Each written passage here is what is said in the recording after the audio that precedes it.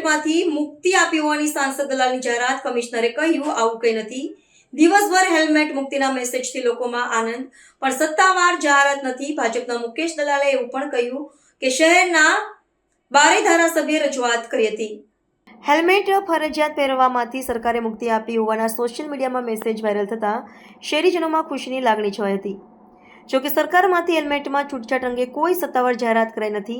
ત્યાં ચૂંટાયેલા પ્રતિનિધિઓ અને વિપક્ષ પોતપોતાની રજૂઆતનો પડઘો પડ્યો હોવાના પોકળ દાવા કરી હેલ્મેટ પહેરવામાંથી સરકારે મુક્તિ આપી હોવાનું જણાવતા અસમંજસની સ્થિતિ સર્જાઈ છે. સુરતના બિનહરીફ ચૂંટાયેલા ભાજપના સાંસદ મુકેશ દલાલે પણ મીડિયા સમક્ષ એક નિવેદન આપ્યું છે, જેનાથી હાલમાં શહેરમાં ભારે ચર્ચા ચાલી રહી છે. તેમણે કહ્યું કે કોર્ટના આદેશ મુજબ હેલ્મેટ ફરજિયાત પહેરવું જોઈએ. હેલ્મેટથી જાનહાની થતી નથી અને સલામતી પણ જળવાઈ રહે છે. હાલમાં હેલ્મેટ પહેરવા માટે રાજ્ય સરકારે મુક્તિ આપી છે. જેમણે સ્વેચ્છાએ હેલ્મેટ પહેરવું હોય તેઓ પહેરી શકે છે. સુરતના 12 ધારાસભ્યોની રજૂઆતમાં પડઘો પડ્યો છે, જેથી સૌ ધારાસભ્યોનો આભાર. જોકે હેલ્મેટ પહેરવું જ જોઈએ એવું મારું વ્યક્તિગત માનવું છે. આ મુદ્દે પોલીસ કમિશનર અનુપમસિંહ ગેહલોતને પૂછતા તેમણે આવું કંઈ નથી એવું કહ્યું હતું. કોંગ્રેસ પ્રમુખ વિપુલ ઉદનાવાળાએ હેલ્મેટ બાબતે ટિપ્પણી કરી હતી કે રાજકોટની જનતાને હેલ્મેટમાંથી રાહત આપવાનું નક્કી કરવામાં આવ્યું છે, પરંતુ આ મુદ્દો આખા રાજ્યનો છે.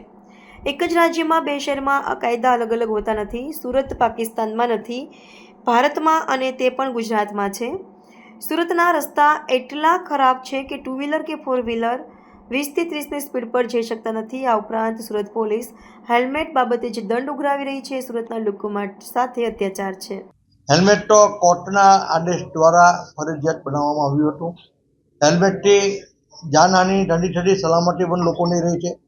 એ વાત લોકોએ પણ સમજવી જોઈએ. પણ હાલ તુરંત હેલ્મેટ પહેરવા માટે રાજ્ય સરકારે જે મુક્તિ આપી છે, સ્વેચ્છાએ જે પહેરવી હોય તે પહેરે તેવી રીતે મુક્તિ આપી છે. સુરતના 12 ધારાસભ્યોની રજૂઆતનો પડઘો પડ્યો છે.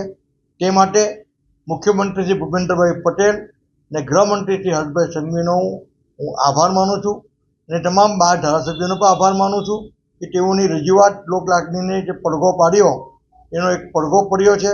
પણ લોકોએ સ્વૈચ્છિક રીતે પણ હેલ્મેટ પહેરવી જોઈએ એવું મારું સ્પષ્ટ માનવું છે.